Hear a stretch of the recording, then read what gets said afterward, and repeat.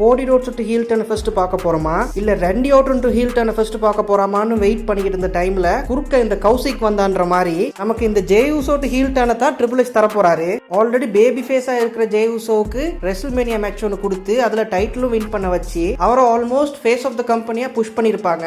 But ஃபேன்ஸுக்கு பாத்தீங்கன்னா பெருசா அது ஒர்க் அவுட் ஆகல. ஓகே இது ஒர்க் அவுட் ஆகல, வேற யாருக்காவது இந்த புஷ் கொடுப்போம் அப்படின்னு யோசிக்காம ட்ரிபிள் எச் என்ன பண்றாருன்னா ஓகே ஜேய் உசோவுக்கே திருப்பியும் ஒரு ரன் கொடுப்போம், பட் இந்த டைம் ஹீல் கொடுப்போன்ற மாதிரி யோசிச்சிருக்கார் போல. அது மட்டும் இல்லாம WWE ரிலீஸ் பண்ண வீடியோஸ்லயே தி மோஸ்ட் டிஸ்லைக் வீடியோஸ் வந்து 3 WWE வீடியோஸ் வாங்கி இருக்கு. அந்த 3 வீடியோமே பாத்தீங்கன்னா ஜேய் உசோட மேட்சஸ். இதுலயே உங்களுக்கு தெரியுது ஃபேன்ஸோட ஒபினியன் என்னவா இருக்கு அப்படின்ற மாதிரி. அண்ட் இந்த வாட்டியுமே ட்ரிபிள் எச் வந்து அந்த ட்ரிகரை வந்து புல் பண்ண தான் போறாரு. திருப்பியுமே அந்த டைட்டில ஜேய் உசோக்கு தான் கொடுப்பாருன்னு நினைக்கிறேன். அதே மாதிரி இன்னொரு ரீசன் பாத்தீங்கன்னா CM பங்க் வந்து பெரிய ஒரு pay per view event, for example WrestleMania, SummerSlam இந்த மாதிரியான ஈவென்ட்ஸ்ல மெயின் ஈவென்ட் பண்ணி டைட்டில் வின் பண்ணா அந்த செலிப்ரேஷன் மோடுக்கு கரெக்டா பெர்ஃபெக்ட்டா இருக்கும். இந்த காரணனாலையும் நடக்கிற சாட்டர்டே மெயின் ஈவென்ட்ல ஜேய் உசோ டைட்டில் வின் பண்றதுக்கு நிறையவே சான்சஸ் இருக்கு.